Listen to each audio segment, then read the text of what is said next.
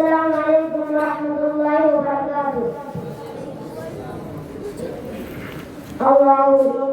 കരുണയില്ല സഫലനം ജീവനം അവന ധ്യാനದಿಂದ ನಮ್ಮ ಬಾಳು ಪರಮ ಪಾವನ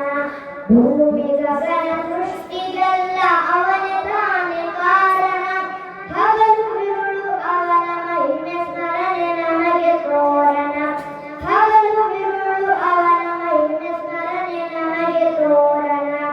ಅಲ್ಲಾಹುವಿನ ಕರುಣೆಯಿಂದ ಸಫಲನಂ ಜೀವನ ಅವನ ಧ್ಯಾನದಿಂದ ನಮ್ಮ ಬಾಳು ಪರಮ ಪಾವನ ಭೂಮಿ ಗಗನ ಸೃಷ್ಟಿ